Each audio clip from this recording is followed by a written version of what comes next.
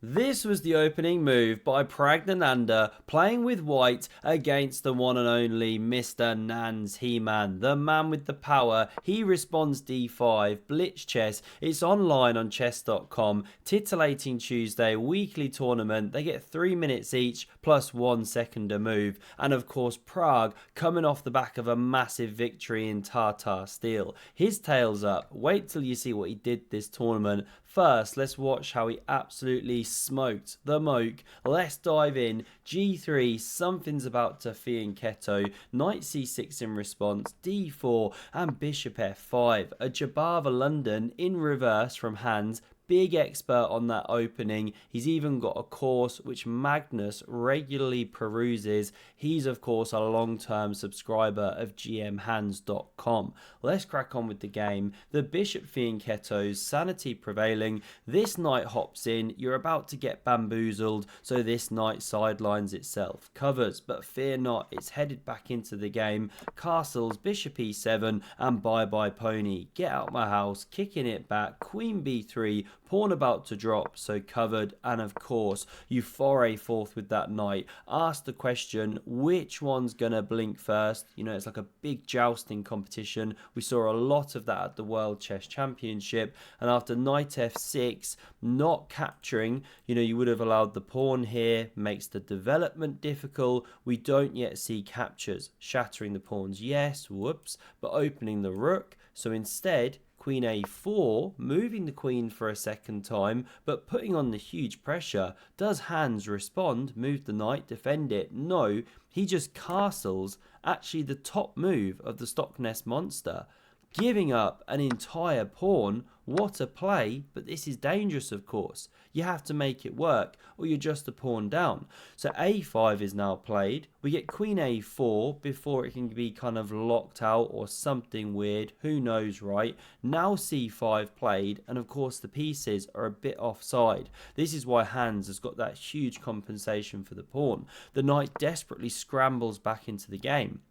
You can't quite win it. You know, the queen holds it, but they're running short of squares, and knight e4, best move by far, because you can't take here, which we see in the game, or the knight recaptures, hits the queen, it saves itself, you know, something like this, but then the knight drops off the board. The queen's overloaded in the defense, right? So that was the way to go, but queen b6 played, very smelly move, because now you can capture on c5, queen takes back, sorry bishop, and now knight d4, and that one has got out the box, re-entered the game, it hits the bishop, it's not under fire. This queen maybe has a retreat square in some lines, not the way to go.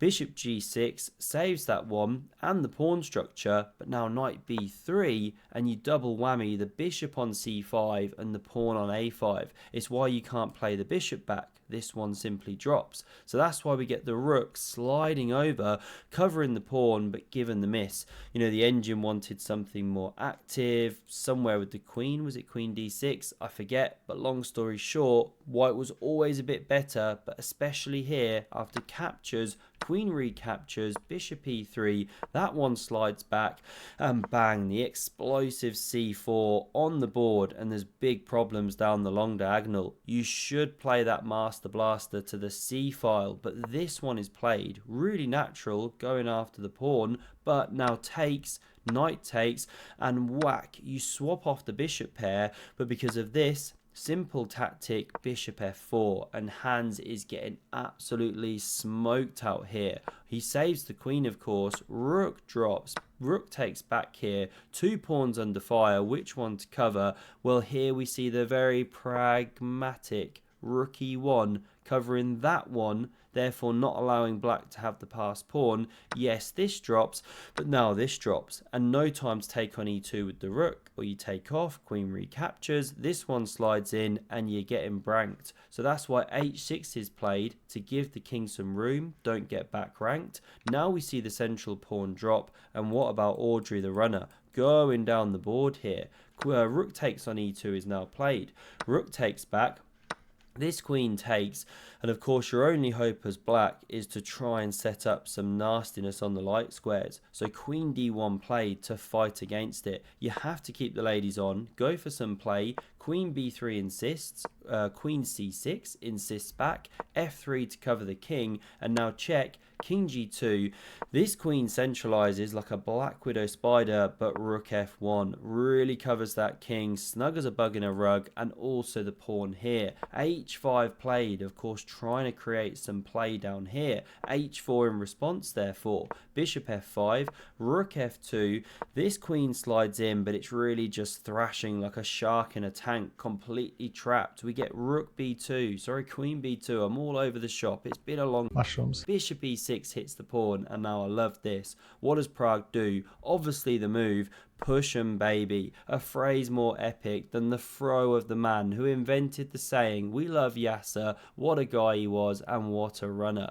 What's that pawn doing? It's gonna become a baby girl. Bishop d5 sets up the wooden shield, but what's it really doing there? The king is covered and the pawn is soon running. a5 cracks on with the job. This bishop fianchettos itself again, but queen b4 hits it.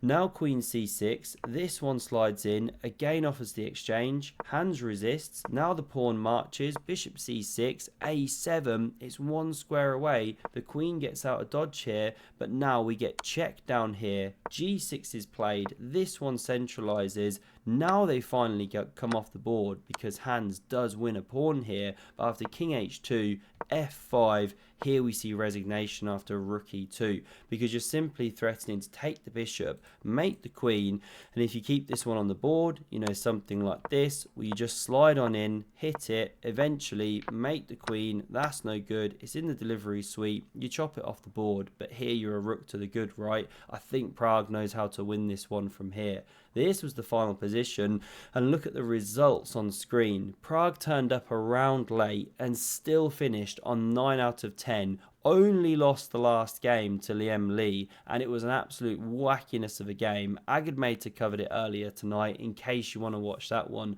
Really weird and bizarre game. Hope you enjoyed this one. Have a look at the video on screen if you want some more epic chess, and I hope to see you again soon. Cheers.